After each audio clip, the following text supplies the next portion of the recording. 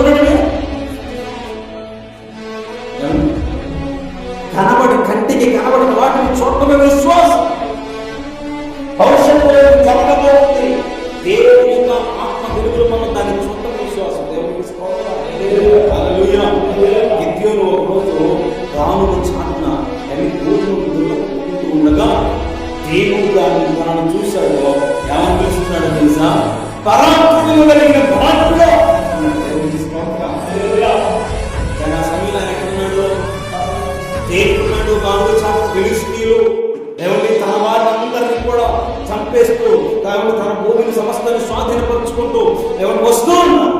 ఆ క్రమంలో ఎదురు వెళ్ళలేక, అలాగని ఓడిపోయిన చేతులు ఎత్తలేక, ఏమీ చేయలేక రాముడు చాటును కూర్చొని తనతో వారికి కనసంతైన భోజనం పెట్టాలి, ఎట్లా పోయారో మనం ఏమి చేయలేము, నేను అప్పటికి ఏమి చేయలేను అని చెప్పి భోజనం దొరగొట్టుకుంటూ ఉన్నాడు.